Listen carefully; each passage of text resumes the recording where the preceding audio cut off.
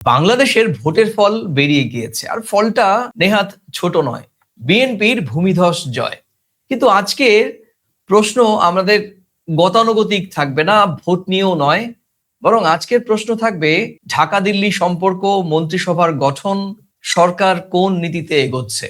কারণ 2024-এর 5 আগস্টের পর দুই দেশের সম্পর্কে যে ব্রেক লেগেছে সেটা শুধু আলোচনায় নয়, বরং সম্প্রতি বাংলাদেশের পররাষ্ট্র উপদেষ্টা তৌহিদ হোসেন নিজেই বলছিলেন যে অন্তর্বর্তী সরকারের সময় ভারতের সঙ্গে সম্পর্ক সেটব্যাক হয়েছে, এগোনো সম্ভব হয়নি। এখন গুরুত্বপূর্ণ প্রশ্ন, নতুন সরকার এসে কি সেই থেমে থাকা সম্পর্ক এগোবে, নাকি দূরত্ব আরো নীতি হয়ে উঠবে? আর এই সবকিছুর ওপর ইশারা শপথ অনুষ্ঠানের দিকে। বিভিন্ন বাংলাদেশের গণমাধ্যম বলছে 17ই ফেব্রুয়ারি শপথ হবে, একই সঙ্গে ক্যাবিনেটও গঠন হবে।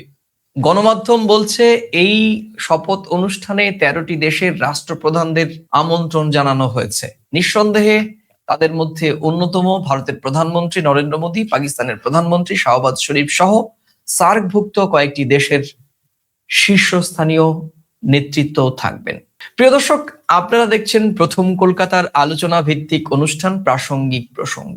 আজকের প্রাসঙ্গিক প্রসঙ্গে বাংলাদেশের দর্শকদের অনুরোধের কারণেই বাংলাদেশের একটি জনপ্রিয় টেলিভিশন চ্যানেলের ডিপ্লোম্যাটিক রিপোর্টার, যাকে আমরা সচরাচর বলে থাকি কূটনৈতিক সংবাদদাতা, এবং যথেষ্ট ভারত বাংলাদেশের সম্পর্ক নিয়ে কাজ করেছে, আমার এই স্ক্রিনে আপনারা যাকে দেখছেন, মাহফুজ মিশু। মাহফুজ মিশু, প্রথম কলকাতার এই আলোচনা ভিত্তিক অনুষ্ঠানে আপনাকে স্বাগত। অনেক ধন্যবাদ দাদা। আপনাকে স্ক্রিনে পেয়ে আমি ভীষণভাবে খুশি, কারণ সঙ্গত কারণেই ভারত এবং বাংলাদেশের গণমাধ্যমে আমরা দুজনেই কাজ করি, এবং আপনার সঙ্গে আমার বহু বছর বহু ইভেন্ট আমরা একসঙ্গে কভার করেছি।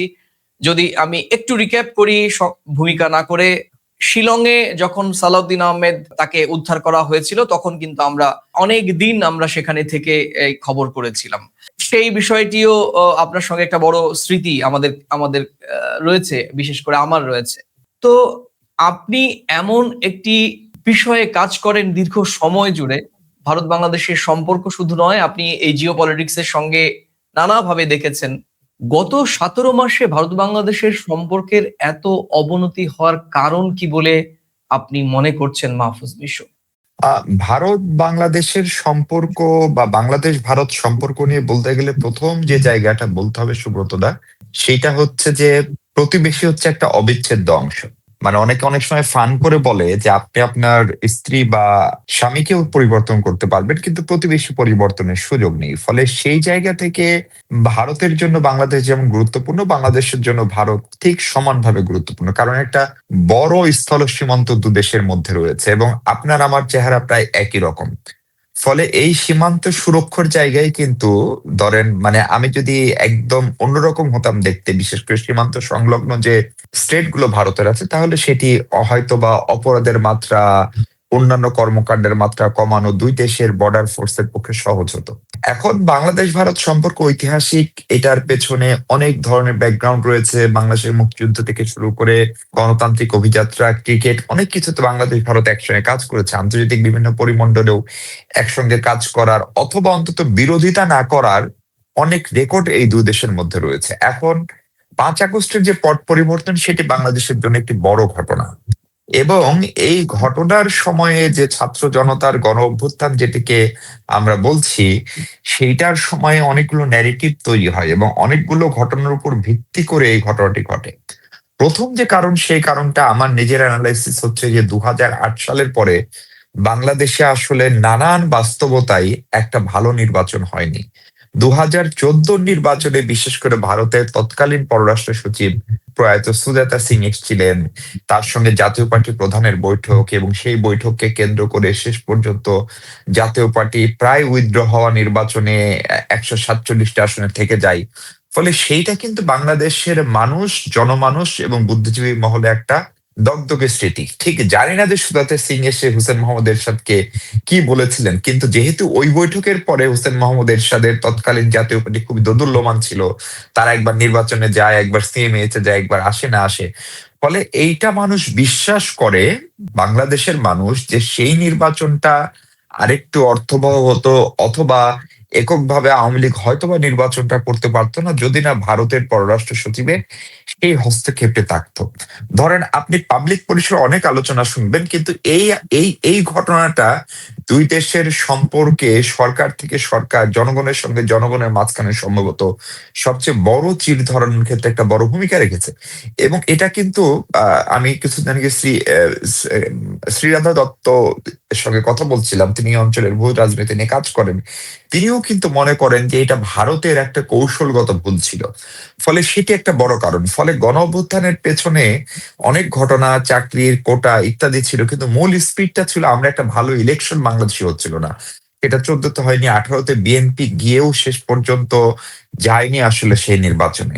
24-এরটা তো আপনি জানেন ভালো করে, কিছু হয়নি। ফলে এই যে নির্বাচন না হওয়ায়, এবং এই যে একটা জেনারেশন, ধরেন 2008 সালে যাদের বয়স 17 বছর ছিল, তারা আসলে ভোট দিতে পারেনি, কারণ তারা ভালো ভোট পায়নি। এবং তারা তার পুরো বেড়ে উঠাই, যে ছেলেটি বা মেয়েটির বয়স তখন 10-11 বছর, সে শুধুমাত্র আওয়ামী লীগের প্রধান সভানেত্রী তাকেই শাসক হিসেবে দেখেছেন। ফলে তার কাছে এবং তাদের কাছে, ওই একটা প্রজন্মের কাছে, আওয়ামী লীগ, শেখ হাসিনা একটা নেতিবাচক রূপে আবির্ভূত হয়েছে, ভিলেন রূপে আবির্ভূত হয়েছে। এবং এটা ধরেন আমাদের যে জেনারেশন, যখন হোসেন মোহাম্মদ এরশাদ ক্ষমতায়, তাকে আমরা স্বৈরাচার হিসেবেই জানি। ফলে এই জেনারেশনের কাছে হোসেন মোহাম্মদ এরশাদের ইতিবাচক ভাবমূর্তি তৈরি করা খুব কঠিন। সেম ঘটনাটি ঘটেছে, এবং তারা মনে করেছে যেহেতু মার্কিন যুক্তরাষ্ট্র, ইউরোপীয় ইউনিয়ন, তারা অন্তত বক্তৃতা বিবৃতিতে সুষ্ঠু নির্বাচন, গ্রহণযোগ্য নির্বাচনের কথা বলতো, এবং ভারত যেহেতু বলতো না, আরো অনেক দেশ বলতো না, কিন্তু ভারতের যেহেতু প্রভাবটা খুবই দৃশ্যমান, সেইটার একটা বড় তাগাদা বা একটা বড় বিরোধিতা জনমানুষের পর্যায়ে ছিল। ঘটনা যেটি ঘটলো 8 আগস্ট প্রফেসর ইউনূসের সরকার গঠনের পরে, সরকার ওই বিষয়টাকে ওন করে ফেললো। মানে সরকার টু সরকার। ফলে সেইখান থেকে ধরেন সরকারের এই উপদেষ্টাদের ভিতরে অনেকেই পেশাজীবী ছিলেন, কেউ কেউ একেবারেই নবীন, তাদের কথাবার্তা, তাদের কোনো কোনো আচরণ, এটা ভারতকেও একটা খারাপ বার্তা দিল। এবং ভারতীয় গণমাধ্যম, বিশেষ করে মূলধারার গণমাধ্যমের একটা অংশ এবং সোশ্যাল মিডিয়া এত বেশি অ্যান্টি বাংলাদেশ প্রোপাগান্ডা এবং ভুল তথ্য, মিথ্যা তথ্য, অপতথ্য ইন্টেনশনালি ছড়িয়েছে, যেটা সংকটটা আরো বাড়ালো। তার মানে আমরা আসলে কোনো পক্ষই সেখানে দায়িত্বশীল আচরণ করিনি, না হচ্ছে আপনার রাজপথে, না গণমাধ্যমে, না নীতি নির্ধারকদের কেউ কেউ। ধরেন অমিত শাহর মতো সিনিয়র নেতার কোনো কোনো বক্তব্য, আমাদের শেষ সময়ের উপদেষ্টা মাহফুজ আলমের একটা দুইটা স্ট্যাটাস, সেগুলো সংকটটাকে আরো জটিল করে ফেললো। আমি খুবই আশাবাদী ছিলাম যখন বাংলাদেশের প্রধান উপদেষ্টা প্রফেসর ইউনূসের সঙ্গে ভারতের প্রধানমন্ত্রী নরেন্দ্র মোদীর একটা অনুষ্ঠানে সাক্ষাৎ হলো। সেইখানে কিন্তু বরফ অনেকখানি গলার একটা প্রচেষ্টা শুরু হয়েছিল। তারই অংশ হিসেবে কিন্তু ভারতের পররাষ্ট্র সচিব আসলেন। কিন্তু পরবর্তীতে, মানে যারা রাষ্ট্রনীতি, যারা রাজনীতি করেন না, তাদের কথাবার্তার ভিতরে আসলে ওই দূরদর্শিতার খানিকটা অভাব দুপক্ষ থেকেই ছিল, এটি স্বীকার করতে হবে। ফলে সেটি সংকটটাকে আরো ঘনীভূত করলো। এবং তার ফলাফল হচ্ছে এই যে ভিসা বন্ধ হওয়া, এই যে আমাদের ব্যবসা বাণিজ্য প্রায় বন্ধ হওয়া, দুদেশের সীমান্তে নানা রকম উত্তেজনা বাড়া, সীমান্ত হত্যার মতো ঘটনা তো আছেই, যেটি কন্টিনিউ করেছে। ফলে এই ঘটনাগুলোর ক্ষেত্রে এগুলো হচ্ছে এক ধরনের নির্মোহ বিশ্লেষণ যদি আমি করি, তাহলে বড় দেশ হিসেবে, প্রত্যেক দেশই একটি দেশ, কিন্তু বড় প্রতিবেশী হিসেবে ভারতের আন্তরিকতার হয়তো বা খানিকটা ঘাটতি তো ছিলই, যেটা তৌহিদ হোসেন বলছিলেন। বাংলাদেশও চেষ্টা করেছে, কিন্তু এই সম্পর্কটা আসলে রিবিল্ড করতে হবে, এটি একটা জায়গা। দ্বিতীয় জায়গা হচ্ছে যে ক্ষমতাচ্যুত প্রধানমন্ত্রী শেখ হাসিনার ভারতে আশ্রয় নেওয়াটাও এইখানকার মানুষের মনে একটা, বিশেষ করে যারা আন্দোলন সংগ্রামে খুব সক্রিয়ভাবে ছিল, সেইটা একটা নেতিবাচক বার্তা দিয়েছে নিঃসন্দেহে। তৃতীয়ত হচ্ছে, সেখান থেকে আমি যতদূর জানি যে নরেন্দ্র মোদীর সঙ্গে প্রফেসর ইউনূসের সরাসরি যে সাক্ষাৎ, সেই সাক্ষাতে উনি তাকে মূলত একটু অনুরোধ করেছিলেন যে বাংলাদেশের ক্ষমতাচ্যুত বা পলাতক যে প্রধানমন্ত্রী শেখ হাসিনা, তিনি যেন সেখানে থেকে দিল্লিতে অবস্থান করে বাংলাদেশ বিরোধী কোনো বক্তব্য না দেন। পরবর্তীতে দেখা গেল যে উনি আসলে রীতিমতো বিভিন্ন অনলাইন মিটিং এ জয়েন করছেন, তারপরে আপনার বিভিন্ন আন্তর্জাতিক গণমাধ্যমকে সাক্ষাৎকার দিচ্ছেন, এবং নিশ্চিতভাবে এটা ভারতের সরকারের অনুমোদন ছাড়া সম্ভব ছিল না বলে ধারণা। ফলে এইসব ঘটনার কারণে সম্পর্কটা আসলে এইরকম একটা তলানির পর্যায়ে গিয়ে পৌঁছেছে। এইটা হচ্ছে আমার ধারণা এবং বিশ্বাস। এবং বাংলাদেশের যে পট পরিবর্তন, সেই পরিবর্তনটাকে ভারত সরকারও খুব স্বাভাবিকভাবে যে নিতে পারেনি, সেটা তাদের বক্তৃতায়, বিবৃতিতে, এমনকি ভারতীয় সেনাপ্রধান যখন বললেন নির্বাচিত সরকার আসলে সম্পর্ক স্বাভাবিক হবে, সেইটাকে আমরা এভাবেও রিড করতে পারি, তার মানে প্রফেসর ইউনূসের নেতৃত্বাধীন অন্তর্বর্তী সরকার আসলে সম্পর্কটা স্বাভাবিক হবে না। ফলে এই ঘটনাগুলো হচ্ছে আসলে সম্পর্কটাকে এই পর্যায়ে নিয়ে গেছে। বিশু, অনেকগুলো প্রশ্ন সঙ্গতভাবে করা যায়, কিন্তু এত প্রশ্ন আপনার কাছ থেকে শোনার পর হয়তো আপনি সেই সময়ও পাবেন না। আমার কাছে দুটো প্রশ্ন আমি আপনাকে করব। একটি হচ্ছে যে আপনার কি মনে হয় ভারতের কাছে আওয়ামী লীগ বা শেখ হাসিনাকেই কেন বারবার বন্ধু বলে বা মিত্র শক্তি বা বিশ্বস্ত বলে ভারত মনে করে? আপনাদের দিক থেকে, আপনাদের কি এর দিক থেকে কি রিয়েলাইজেশন, কেন ভারতের বন্ধু হিসেবে বারবার করে শেখ হাসিনাকে বা তার দলকে দেখা হচ্ছে? আমার কাছে এটি আসলে মনে হয় না। আমার কাছে যেটি মনে হয় যে দুটি রাষ্ট্র, পারস্পরিক দুটি রাষ্ট্র আসলে দে শুড বি পার্টনার। তারা আসলে কেউ কারো সরাসরি বন্ধু অথবা শত্রু এইভাবে না দেখাটা ভালো।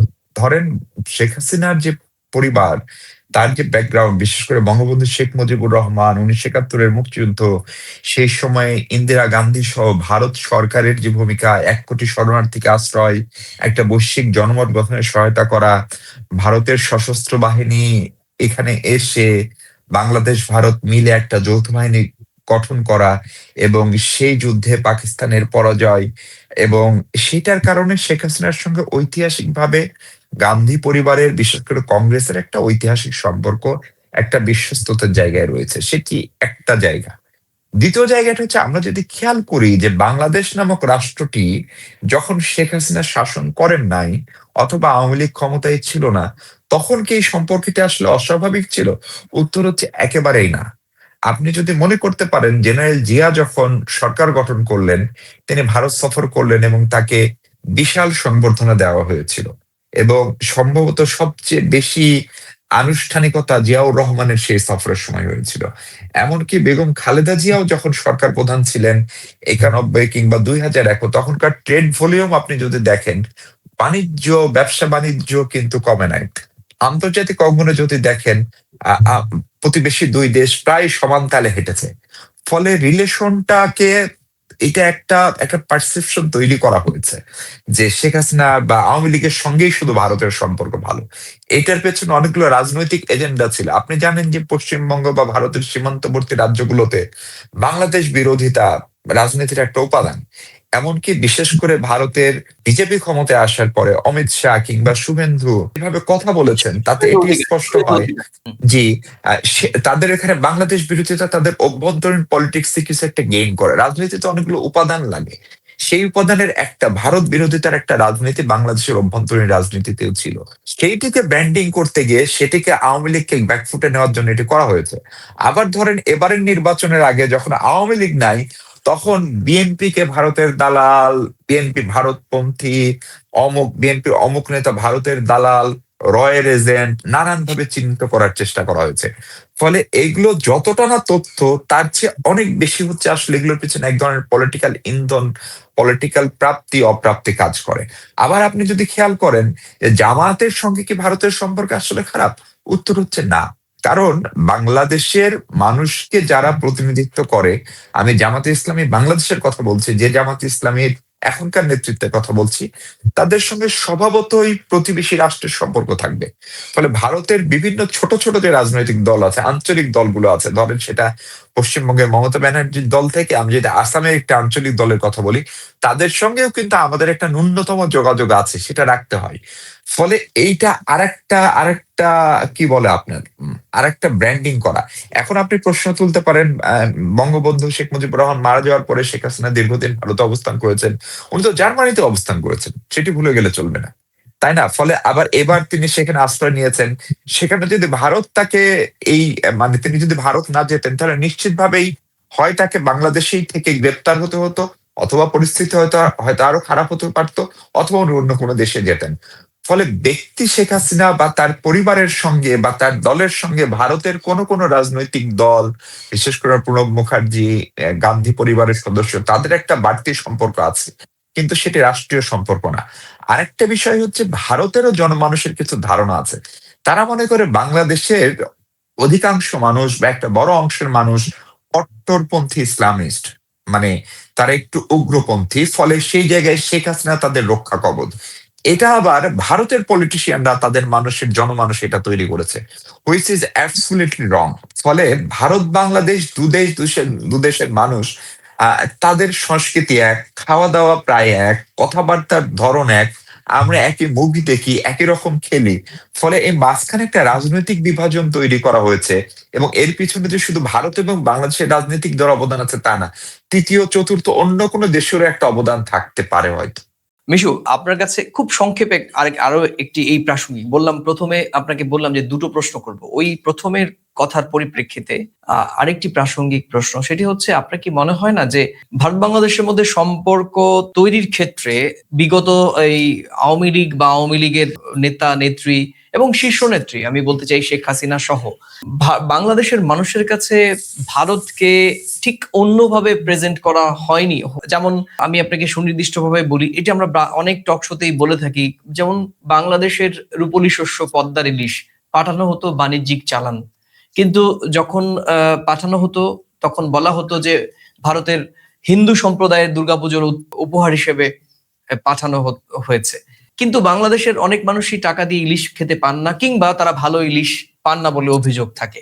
এই যে ভারতকে একটা নেগেটিভ ব্র্যান্ডিং এর মধ্যে ফেলে দেয়া, এবং এছাড়াও নির্বাচনগুলোতে সবসময় ভারতমুখী প্রবণতা, ভারত বলে দিয়েছেন ভারতে যাচ্ছি, ভারতের নেতা নেত্রীদের সঙ্গে কথা হচ্ছে, ভারতমুখী, অতিমাত্রায় ভারতমুখী হওয়াতে কি এই সম্পর্কে ধাক্কা খায়নি, বা ভারতের বিষয়ে বাংলাদেশের সাধারণ মানুষের মধ্যে নেতিবাচক মনোভাব তৈরি হয়নি?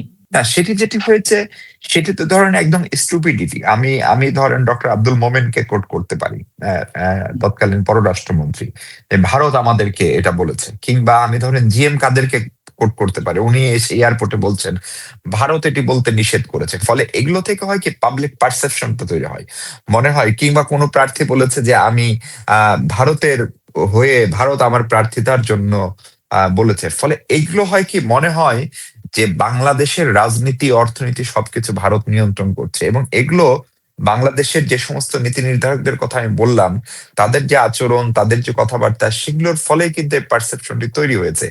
এবং এটি একটা বড় অংশের মানুষ বা অনেক মানুষ বিশ্বাসও করে, কারণ এটি যে মিথ্যা সেটি প্রমাণ করতে হবে যে ভারত আসলে সেই হস্তক্ষেপটি করে নাই। ফলে সেটি একটা জায়গা। এখন ধরেন অন্তর্বর্তী সরকার দায়িত্ব নেওয়ার পরে আমাদের যিনি এখনকার মৎস্য প্রাণী সম্পদ উপদেষ্টা ফরিদ আক্তার, তিনিও কিন্তু ইলিশ রপ্তানি করেছেন। অথবা ধরেন হয়তো বা মমতা ব্যানার্জি মুখ্যমন্ত্রী, তার জন্য হয়তো সুবেনির হিসাবে হয়তো কিছু ইলিশ গিফট যায়, কিন্তু বাকি ইলিশ তো আসলে টাকার, মানে আমরা তো রপ্তানিই করি, বাণিজ্যিক চালান, রাইট? হ্যাঁ, একদম মানে মানে কমপ্লিট বাণিজ্যিক বাণিজ্যিক। চালান আকারে, বাণিজ্যিক চালানের আকারে করে। আবার ধরেন ভারত থেকে যা আসে, ধরেন আপনার যদি কোভিড এর সময়ের কথা মনে থাকে, যে আমরা টিকার জন্য তাকে অ্যাডভান্স করেও দিতে পারিনি, কারণ সেটা ভারতের অভ্যন্তরীণ ল তখন সেটা অ্যালাউ করেনি। কারণ অভ্যন্তরীণ ল হচ্ছে আপনি যে কোনো সংকট আপনার দেশের মানুষের জন্য সবার আগে সেটা নিশ্চিত করতে হবে। কিন্তু বাংলাদেশের মানুষ যে মেসেজ পেয়েছে যে আমরা ভারতকে টাকা দেওয়ার পরেও টিকা আনতে, ভারত আমাদেরকে দেয়নি, বিপরীতে আরেকটি দেশ আমাদেরকে টিকা দিয়েছে, কিন্তু যে দেশটি টিকা দিয়েছে সেও কিন্তু আপনাকে বাণিজ্যিক চালান আকারে দিয়েছে। ফলে এই যে আমি বলছি যে এক ধরনের অপরিপক্কতা কথাবার্তার, আরেক ধরনের পলিটিক্যাল রেটরিক তৈরি করা, এবং এগুলোর পেছনে কারো কোনো সৎ উদ্দেশ্য, সেটা মানে ভারতে হোক অথবা বাংলাদেশে হোক, সেটা ছিল বলে আমার অন্তত মনে হয় না।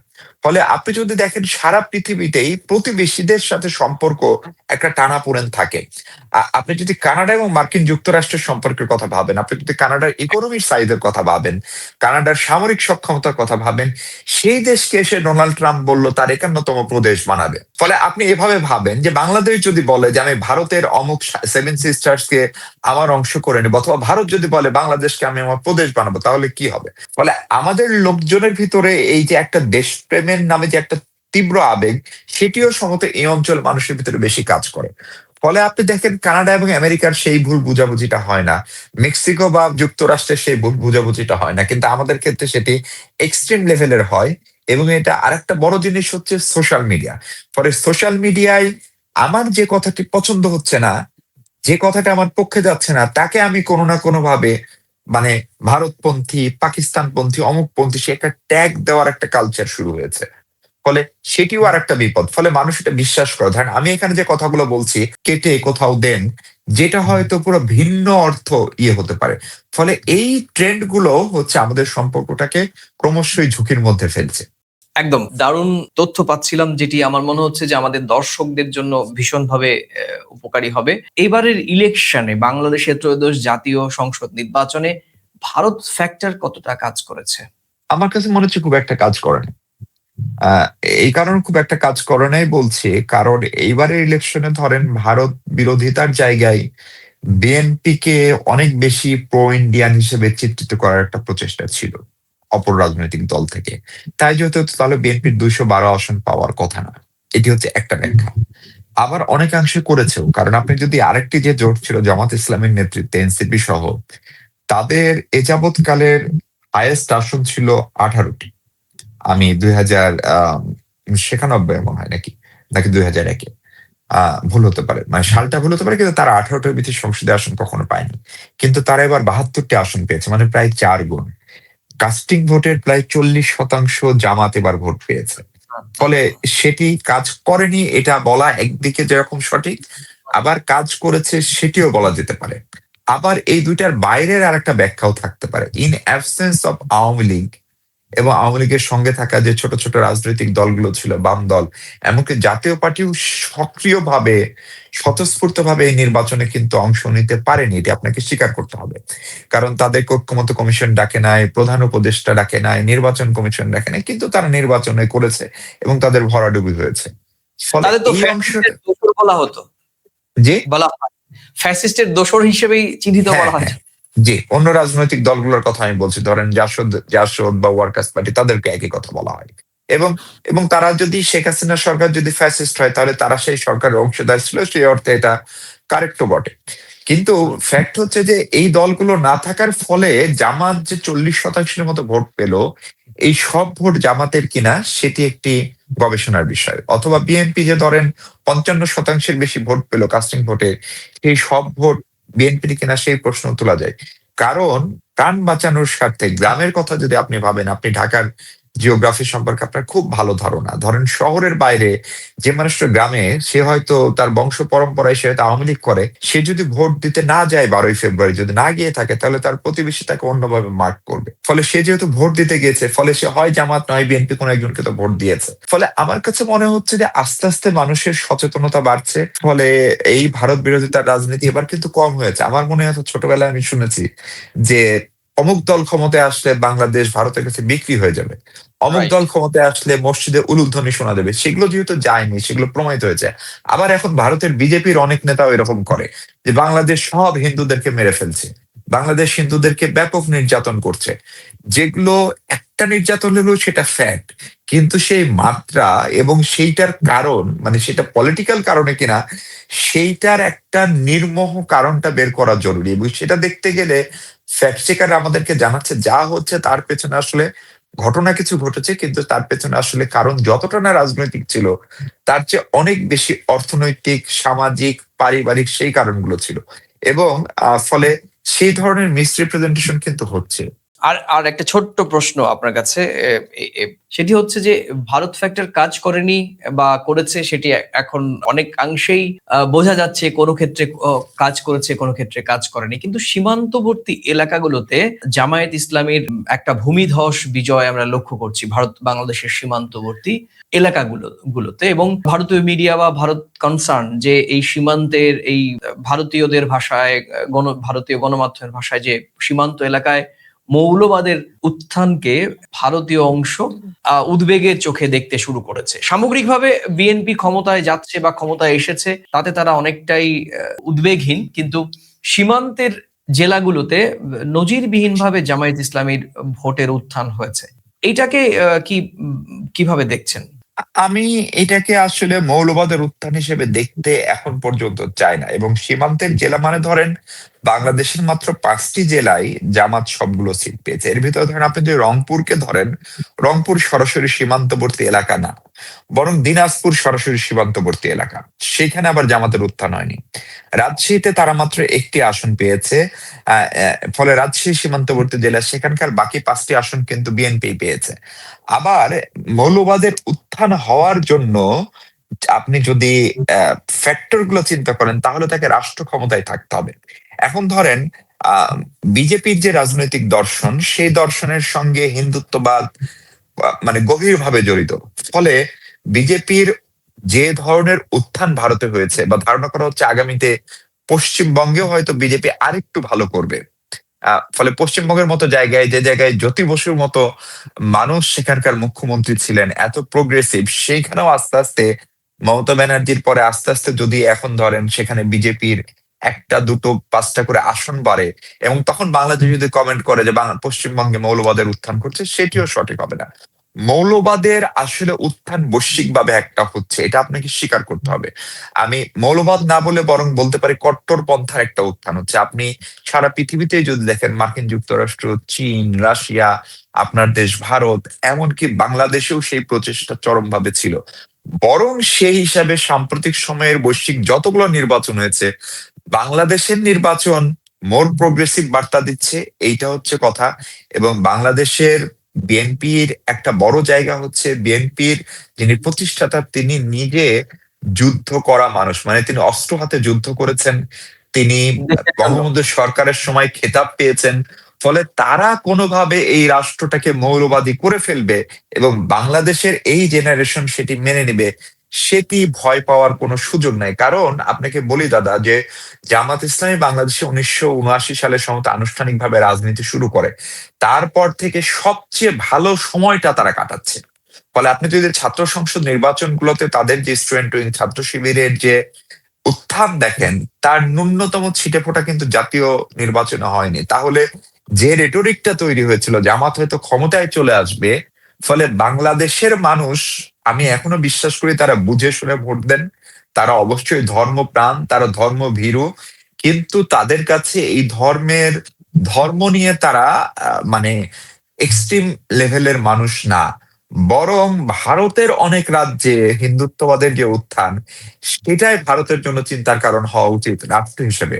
ফলে বাংলাদেশে মৌলবাদের উত্থান হওয়ার কোনো সুযোগ নেই, এক। দ্বিতীয়ত হচ্ছে, আপনি যদি জামাতের নীতি কৌশল দেখেন, আপনার নিশ্চয়ই মনে আছে 2006-7 সাল পর্যন্ত কিন্তু জামাত আল্লাহর আইন চাই, সৎ লোকের শাসন চাই বলতো। এখন কিন্তু জামাতের আমির প্রকাশ্যেই বলছেন তারা বিদ্যমান সংবিধান যদি নির্বাচন আগে যদি তারা ক্ষমতায় যেতেন, তাহলে কি বাংলাদেশের সারিয়া ল কায়েম হতো? উত্তর হচ্ছে না, হওয়ার কোনো সুযোগ ছিল না।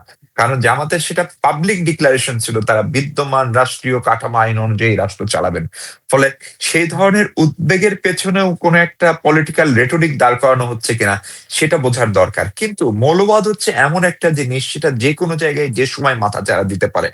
ফলে আবার কোনো কিছু হচ্ছে না বলে হাত পা গুটিয়ে বসে থাকার সুযোগ নেই। এটা রাষ্ট্রের দায়িত্ব, এটা তরুণদের দায়িত্ব, এটা গণমাধ্যমের দায়িত্ব সজাগ দৃষ্টি রাখা, এবং কোথাও সেটা হলে সেটা দমন করার রেকর্ডও কিন্তু আমাদের রয়েছে। আপনি যদি হলি আর্টিজানের কথা ভাবেন, সবশেষে আওয়ামী লীগের সময় তার আগে স্বীকারই করতো না যে এখানে একটা উগ্রপন্থার উত্থান করছে, কিন্তু সংকটটি স্বীকার করার পরে কিন্তু সেটি হয়েছে। কিংবা বিএনপির সময়, আপনি যদি সবশেষ বিএনপির সময় বাংলা ভাই, শায়েখ আব্দুর রহমান, তাদেরকে অ্যারেস্ট করা হয়েছে। ফলে বাংলাদেশে যদি এ ধরনের কোনো প্রচেষ্টা বাংলাদেশের কোনো মানুষ অথবা অন্য কোনো কান্ট্রি স্পন্সার্ড করারও চেষ্টা করে, এদেশের মানুষ মৌলবাদী না, সে যে দলই করুক। ফলে তারা সেটিকে কোনোভাবেই অ্যাকসেপ্ট করবে, অন্তত ভোটের মাধ্যমে, সেটা বিশ্বাস করার কোনো ন্যূনতম যৌক্তিক কারণ এখন পর্যন্ত নেই। আমিও বিশ্বাস করি বাংলাদেশের মানুষ প্রগতিশীল, তারা কট্টরপন্থী বা কট্টরবাদকে তারা ছুঁড়ে ফেলে দেবে। মিশু, ভোট দিয়েছেন? আমি ভোট দেওয়ার সুযোগ পাইনি, কারণ আমি ভোটের ডিউটিতে ছিলাম। বেশ। কেমন হয়েছে এক খুব সংক্ষেপে আপনার যদি এবার কেমন লেগেছে, বা ভোট দেওয়ার আপনি সংবাদকর্মী হিসেবে আপনার কেমন দেখেছেন? আমার অবজারভেশন হচ্ছে, এবারের ভোট আপনি যদি 2014, 18, 24-এর পরে একটা ভালো ভোট হয়েছে নিঃসন্দেহে। একটা বড় অংশের অনুপস্থিতি ছিল, যেটার কারণও ভোটের, আপনি যদি কাস্টিং রেট দেখেন, 59.44 সেখানে পড়েছে। এবং ভোট ভালো হয়েছে দুটো কারণে বলছি। প্রথম কারণ হচ্ছে যে আমাদের এই অঞ্চলের ভোটে, শুধু বাংলাদেশ না, বাংলাদেশ, ইন্ডিয়া, পাকিস্তান, শ্রীলঙ্কা, নেপাল, ভোটের সঙ্গে সহিংসতার একটা তীব্র যোগাযোগ আছে। কেন যেন হয়, আপনি পশ্চিমবঙ্গে থাকেন, ভালো বোঝেন। কদিন পর আপনাদেরও নির্বাচন, আগের নির্বাচনের কথা আমার মনে আছে। ফলে ভোটে কোনো বড় ধরনের সহিংসতা হয়নি, কেউ হতাহত হয়নি। ফলে সরকার চাইলে যে একটি শান্তিপূর্ণ নির্বাচন করা সম্ভব সেটি আরেকবার প্রমাণিত হয়েছে। এই কথা বলার মানে হচ্ছে গেল 16-17 মাসে সরকার আইন শৃঙ্খলা পরিস্থিতির আন্তরিকভাবে উন্নতি করতে চেয়েছে কিনা সেই প্রশ্ন তোলারও কিন্তু সুযোগ তৈরি হয়। কারণ একই দিনে যখন 3 আসনে ভোট হচ্ছে, তখন সশস্ত্র বাহিনী, সেনাবাহিনী থেকে শুরু করে পুলিশ বাহিনী, আনসার, র্যাব, তাদের যে ভূমিকা আমি দেখেছি সেটা সাধুবাদ পাওয়ার যোগ্য। এই অর্থে এটি একটি দারুণ ভোট হয়েছে। দ্বিতীয়ত হচ্ছে যে ভোটের কাভারেজ নিয়ে গণমাধ্যমের কাছে আমরা কোথাও থেকে কোনো ধরনের বিশেষ ইনস্ট্রাকশন পাইনি। এটা দেখাবেন, এটা দেখাবেন না, এটা একটু বেশি দেখাবেন, সে অর্থেও ভালো হয়েছে। তৃতীয়ত হচ্ছে 2 শ্রেণীর মানুষকে আমি ভোট দিতে বেশি দেখেছি। একটা হচ্ছে যাদের বয়স 30-35, 18 থেকে তারা, কারণ আসলেই তারা, এই জেনারেশনটা বড় হয়েছে, সে ভোট দিতে পারে নাই। ফলে তাদের ভোটের প্রতি একটা আকাঙ্ক্ষা ছিল। সে কাকে দিচ্ছে না দিচ্ছে তার চেয়ে জরুরি হচ্ছে সে জীবনের প্রথম ভোটটা দিচ্ছে। আপনার অনুষ্ঠানের নামে প্রথম কলকাতা। ফলে প্রথম যে কোনো কিছুর একটা আলাদা আবেগ থাকে। ফলে তাদের উপস্থিতি বেশি ছিল। আরেকটা বেশি ছিল যারা একটু সিনিয়র মানুষ, 60 ঊর্ধ্ব মানুষ। তারা অনেকে মনে করেন যে আমি পরের ভোটটা দিতে পারবো কিনা। ফলে তারা ভোট দিতে গিয়েছেন। এবং ধরেন ভোটের প্রচারণাও তুলনামূলকভাবে অনেক ভালো ছিল। ইয়েস, আমাদের পর্যবেক্ষক যারা এসেছিলেন, ইউরোপিয়ান ইউনিয়ন, কমনওয়েলথ, তারাও বলেছেন 2008 এর পরে একটি ভালো ভোট হয়েছে। কিন্তু আপনার রাজনৈতিক কারণে বলি কিংবা আইনগত কারণে এই যে একটা পোর্শন আওয়ামী লীগ ভোটে না থাকার পরেও 59% কাস্টিং ভোট, এইটা কিন্তু অনেক বড় ব্যাপার। এবং আপনি দেখেন যে এই ভোট নিয়ে আওয়ামী লীগও কিন্তু কোন ধরনের নেতিবাচক বিবৃতি আনুষ্ঠানিকভাবে দেয়নি।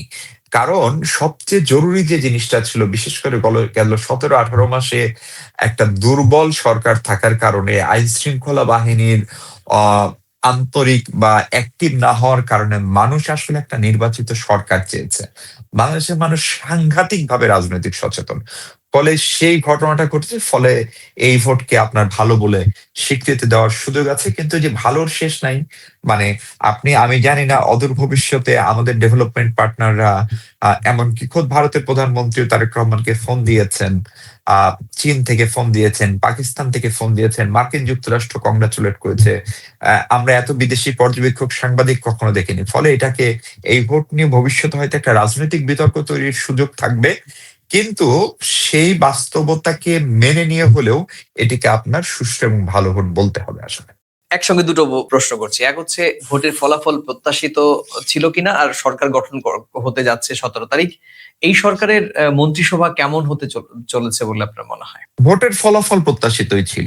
মানে আমাদের যে বোঝাপড়া ছিল তাতে জামাত তার ইতিহাসের সবচেয়ে ভালো ফলাফলটি এবার করবে এবং সেটার জন্য জামাতের কৌশল ছিল। যদি বলেন আপনি 5 আগস্ট 2024 শেখ হাসিনার পতনের পরের দিন থেকে জামাত আসলে নির্বাচনের প্রস্তুতি নিয়েছে। তারা খুবই অর্গানাইজড।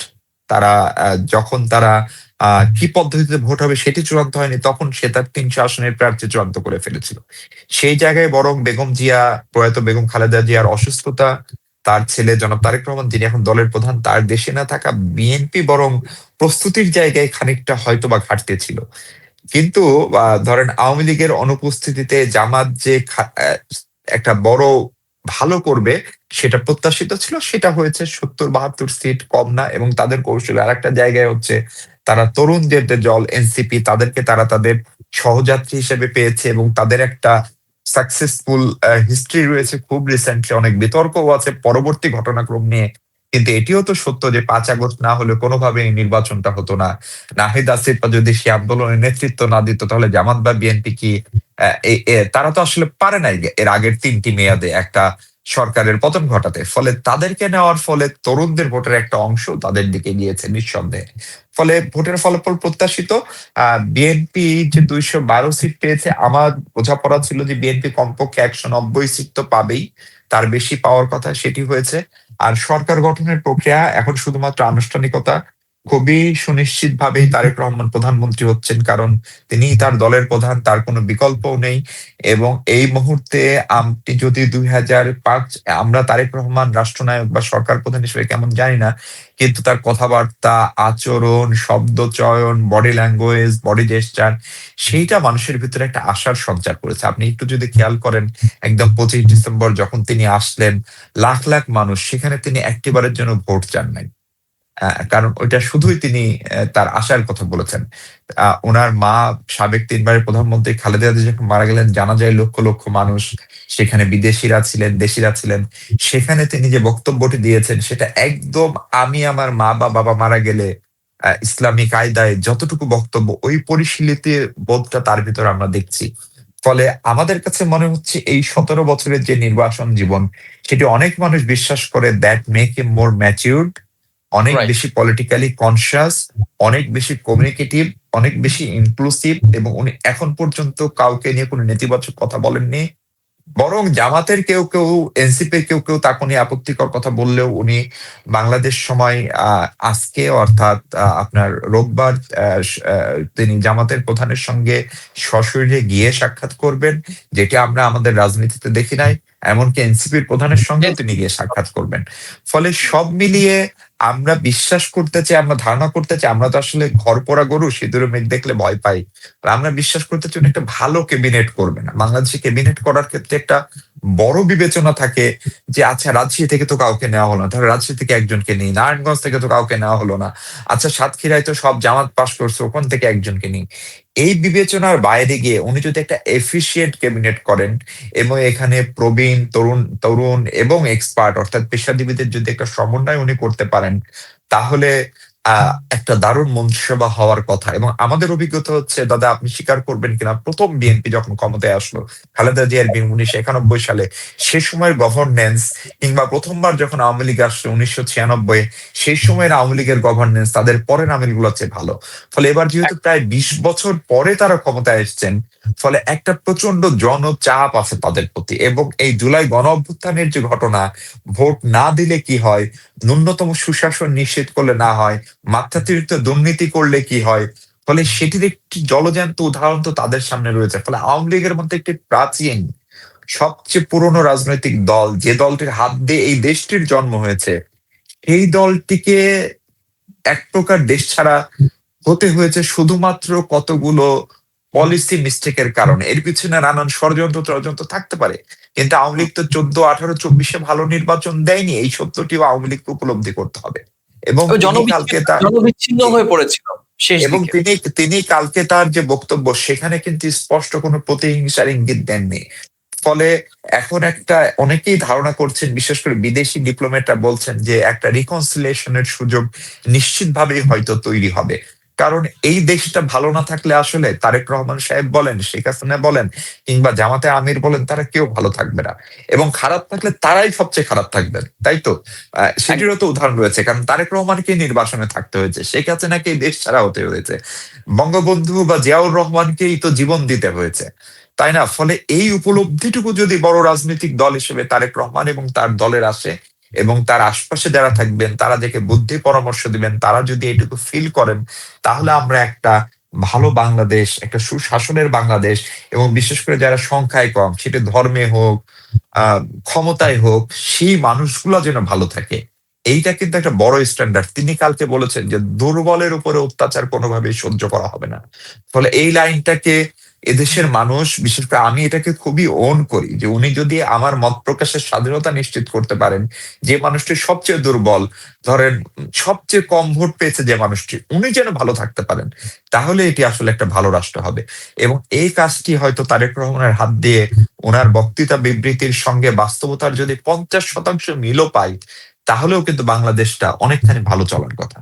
মিশু, একদম শেষ দিকে চলে এসেছি। আমি আপনার কাছে জানতে চেয়েছিলাম, কারণ আমাদের প্রচুর দর্শক, তারা হয়তো, আপনি যেহেতু স্ক্রিন শেয়ার করেছেন, আপনি বাংলাদেশের একজন সাংবাদিক, পরিচিত মুখ, বাংলাদেশের এই নতুন মন্ত্রিসভায় কারা কারা আসতে পারেন, যদি সব আমাদের দর্শক যারা কলকাতার বা পশ্চিমবঙ্গের, তারা হয়তো সবার নাম জানেন না, কিন্তু আপনি যদি একজন দুজনের যারা পরিচিত, তাদের নাম সম্ভাব্য যদি বলে, আপনার কাছে যদি কোনো খবর থাকে কারা কারা আসবেন বা এরকম কি শোনা যাচ্ছে যদি। খুব সুনির্দিষ্ট খবর আসলে কারো কাছেই নেই, কারণ এই তালিকাটা একেবারেই বিএনপি চেয়ারম্যানের কাছে। কিন্তু আমাদের যা বোঝাপড়া বিএনপির নীতি নির্ধারক বা তাদের সঙ্গে কথা বলে, এবারের মন্ত্রিসভাটাই জন্য আমার কাছে একটা বড় ইঙ্গিত হচ্ছে, গতকালকে পর্যন্ত আমাদের যে ক্যাবিনেট ডিভিশন, তারা 47 জন গাড়ি চালকের চূড়ান্ত পরীক্ষা সম্পন্ন করেছেন।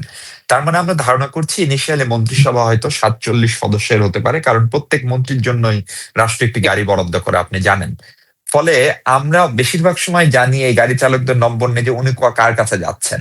ফলে সেটি এখনো জানা যায়নি, কিন্তু নিশ্চিতভাবেই মির্জা ফখরুল ইসলাম আলমগীর, এই ভদ্রলোকের দীর্ঘ অবদান রয়েছে বিএনপির আজকের রাজনীতি টিকে রাখার জন্য। ফলে উনি মন্ত্রী হবেন, এমনকি উনি রাষ্ট্রপতি হলেও খুব বেশি অবাক হওয়ার সুযোগ থাকছে না। ফলে আবার একটা জটিলতা আছে, যেহেতু মির্জা ফখরুল দলেরও সাধারণ সম্পাদক, রাষ্ট্রপতি হতে গেলে তাকে দলের পদ ত্যাগ করতে হয়। ফলে ইমিডিয়েটলি আরেকজন সাধারণ সম্পাদক করা, তার সঙ্গে জেলা তৃণমূল বিএনপির একদম ইউনিয়ন পর্যন্ত সংগঠন। ফলে সেখান থেকে আমার ধারণা হচ্ছে উনি এবারও মন্ত্রী হচ্ছেন, অন্তত প্রথম দিকে দলের সাধারণ সম্পাদক থাকা পর্যন্ত। সালাউদ্দিন আহমেদ দলের এই পুনর্গঠন প্রক্রিয়া এবং দলের সঙ্গে যে লিয়াজোঁ, সেখানে একটা গুরুত্বপূর্ণ ভূমিকা রেখেছেন। তিনি একটি গুরুত্বপূর্ণ মন্ত্রণালয় পাবেন। ধারণা করা হচ্ছে তিনি জনপ্রশাসন মন্ত্রী হতে পারেন। মির্জা ফখরুলের ক্ষেত্রে সবচেয়ে বড় মন্ত্রণালয় স্থানীয় সরকার, অথবা তিনি যেহেতু আগে বেসামরিক বিমান ও পর্যটন, সেটি বাংলাদেশের বড় মিনিস্ট্রি, সেটি পেতে পারেন। আমির খসরু মাহমুদ চৌধুরী নিশ্চিতভাবে মন্ত্রী হচ্ছেন, তার নাম অনেকগুলো তালিকায়। তিনি আগে বাণিজ্য মন্ত্রী ছিলেন। তিনি বিএনপির এই দুঃসময়ে কূটনীতিকদের সঙ্গে যাবতীয় যোগাযোগটা তিনি রক্ষা করেছেন। ফলে পররাষ্ট্রমন্ত্রী তা হওয়ার জায়গায় তার নাম এগিয়ে রয়েছে, এমনকি অর্থমন্ত্রীও তিনি হতে পারেন। আমরা বিএনপির এখন তারেক রহমানের যিনি পররাষ্ট্র উপদেষ্টা হুমায়ুন কবির, তিনি যদিও সিজন পলিটিশিয়ান না, but he was with Tarique Rahman during his crisis time in London. এবং উনি তারেক সাহেব দেশে ফেরার পরে বিদেশিদের ডিল করছেন। ফলে উনি পররাষ্ট্র উপদেষ্টা, প্রতিমন্ত্রী, এরকম কিছু একটা হবেন। মাহাদি আমিনকে আমরা নিশ্চিতভাবে মন্ত্রিসভায় দেখতে পাবো।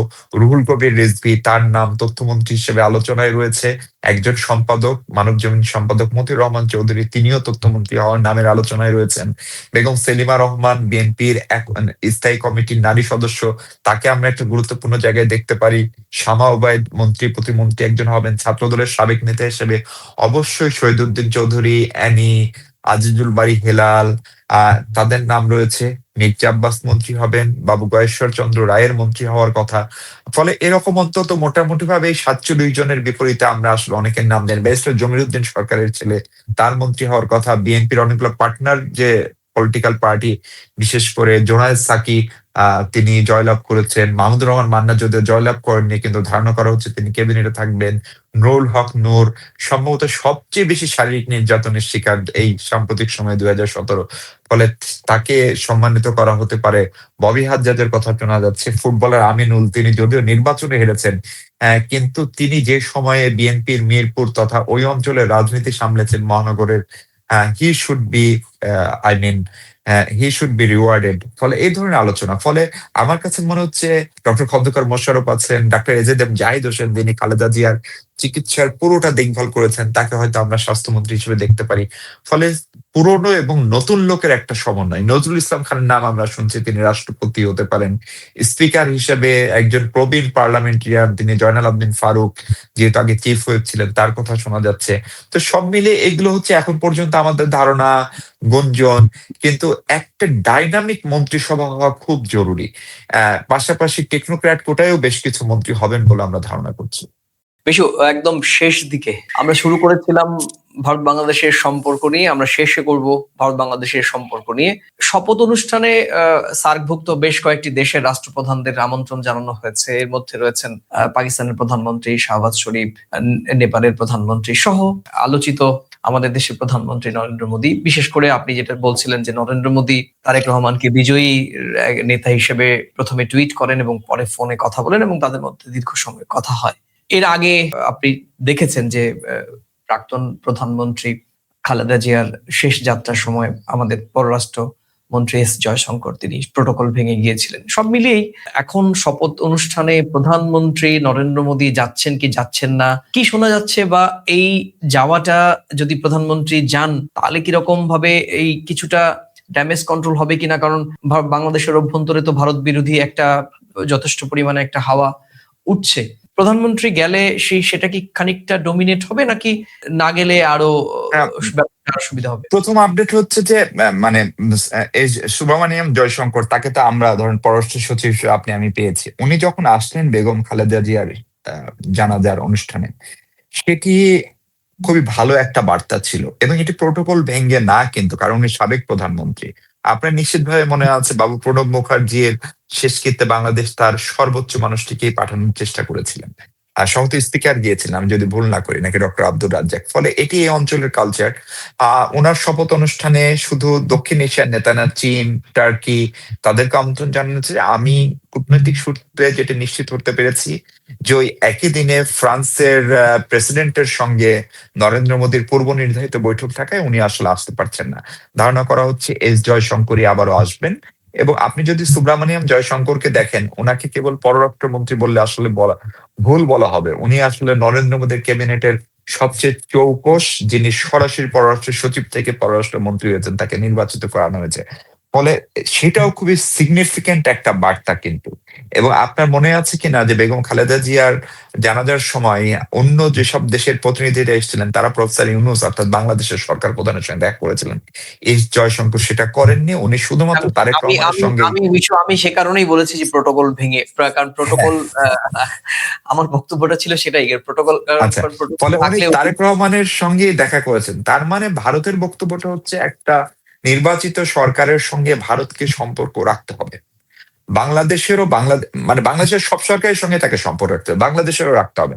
সংকটটা যেটাই যে এর ভিতর দিয়ে একটা আইস ব্রেকিং হবে ডেফিনেটলি। এবং আমিও বিশ্বাস করি তারেক রহমান হয়তো খুব দ্রুতই দিল্লি সফরও করবেন, কারণ তাকে সে আমন্ত্রণও জানানো হয়েছে আনঅফিসিয়ালি, যেটা হয়তো এখন আমরা অনেকে জানি না।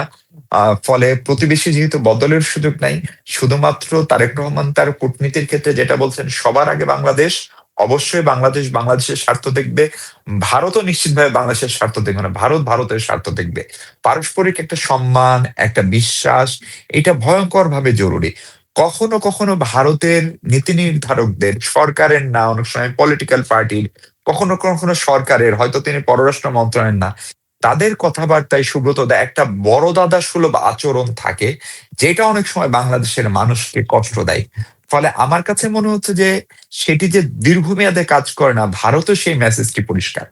ফলে ধরেন এখন ভারতের যে চ্যালেঞ্জের জায়গা, শান্তি শৃঙ্খলা এবং সারা পৃথিবীতে নানা রকম উত্তেজনা, ধরেন মিডল ইস্টটাকে যুদ্ধ হতে হতে শেষ, ইউক্রেন রাশিয়া শেষ, এখন এই অঞ্চল নিয়ে বিশ্বের সবচেয়ে বড় বড় প্লেয়ার যারা, তাদের কি পরিকল্পনা আমরা জানি না। ফলে এই অঞ্চলটাকে অস্থির করার অনেক ধরনের সুযোগ রয়েছে। শ্রীলঙ্কায় অস্থিরতা রয়েছে, পাকিস্তান তো আগে থেকে অস্থির, আফগানিস্তান অস্থির, নেপালে খানিকটা অস্থিরতা রয়েছে, বাংলাদেশে অস্থিরতা অল্প সময়ের জন্য থেকে সেটা এখন স্থিতিশীলতার দিকে যাচ্ছে। ভারতের সঙ্গে কাশ্মীর নিয়ে আপনার সেই অঞ্চলে অস্থিরতা রয়েছে, চীনের সঙ্গে অস্থিরতা রয়েছে। ফলে এইটা যারা অস্থিরতা নিয়ে খেলাধুলা করে, তাদের জন্য এটা একটা উর্বর ভূমি। এইটা ভারতের বোঝা খুব জরুরি, যে সেই সুযোগটা আমরা তাদের হাতে দিব কিনা, এবং সেটার জন্য ভারতের বাংলাদেশকে স্থিতিশীল, শ্রদ্ধাশীল জায়গায় রাখতে হবে। এই মেসেজটা যদি ভারতের, আমি খুবই নিশ্চিত ভারতের যারা কূটনীতিক, তারা এই মেসেজটা জানেন, ভারতের যারা সশস্ত্র বাহিনী চালা তারা জানেন, ইভেন প্রধানমন্ত্রী নরেন্দ্র মোদী হয়তো জানেন। কিন্তু আমরা জানি যে পার্টিকুলার ভিতরে নানান টাইপের লোক থাকে, তারা নানান জনকে নানান ধরনের মেসেজিং করতে হয়। ওই মেসেজিং গুলো বন্ধ হওয়া জরুরি। এবং ভারতের গণমাধ্যমের কাছ থেকে আমরা আরেকটু পেশাদারিত্ব, নির্বাচনের সময় কিন্তু আমরা সেটা খানিকটা দেখেছি। আশা করি, এবং ইন্টেনশনালি কিছু করা, সেটা আমরাও যদি কখনো করি, যে ইচ্ছা করে কোনো একটা দেশকে ভিন্নভাবে চিত্রিত করা, অথবা ভারত যে চেষ্টাটি গত 17-18 মাসে অনেক বেশি করেছে, যেটি নিয়ে ভারতের সাংবাদিকরাই চূড়ান্ত রকমের ক্রিটিসাইজ করেছে মেইন স্ট্রিমের, সেইটা বন্ধ হলে আমি বোধ করি যে এই ঘটনাগুলো একটা সুস্থ স্বাভাবিক সম্পর্ক দুই পক্ষের জন্য জরুরি, এবং সেটা রাখতে হবে আমাদেরকে নিজেদের স্বার্থে, মানে বাংলাদেশের মানুষের স্বার্থে, ভারতের মানুষের স্বার্থে। মিশু, শেষ করব শুধু একটা প্রশ্ন, লোভ সামলাতে পারছিলাম না, যে মিডিয়ার প্রসঙ্গ যখন বললেন, ভারত বাংলাদেশের সম্পর্ক উন্নয়ন নিয়ে প্রথম কলকাতা দীর্ঘ বছর ধরে কাজ করছে। সম্প্রতি গত 18-19 মাসে যে সম্পর্কের এই উত্থান পতনে আপনি বাংলাদেশ থেকে প্রথম কলকাতার ভূমিকা কিভাবে দেখেছেন বা কিভাবে দেখছেন?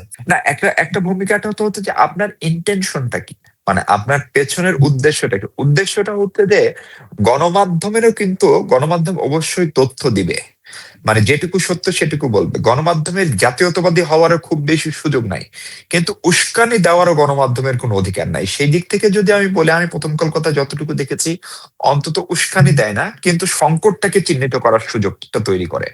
আপনি যদি সংকটটাকে চিহ্নিত করেন, তাহলে কিন্তু সমাধানের রাস্তা বের হতে পারে। ফলে সেই সংকট সমাধানের রাস্তা এবং মানুষের আস্থার জায়গায় যেতে হবে, সেই জায়গায় যাওয়াটার রাস্তায় প্রথম কলকাতা একেবারেই সঠিক পথে হাঁটছে। সেই পথ চলা অব্যাহত থাকুক। অনেক শুভকামনা। অনেক ধন্যবাদ মিশু আপনাকে। আপনি মূল্যবান মন্তব্য ভারত বাংলাদেশে যারা আমাদের দর্শক তাদের সামনে আপনি আপনার মূল্যবান সময় দিয়ে আপনার বিশ্লেষণ করলেন।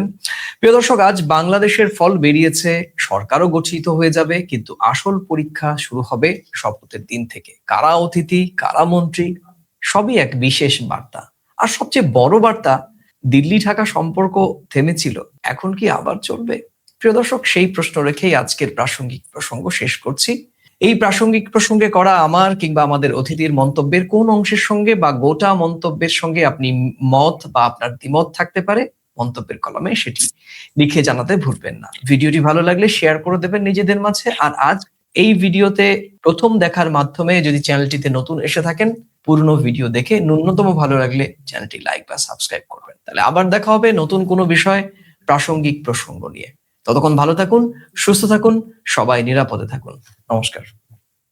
ধন্যবাদ।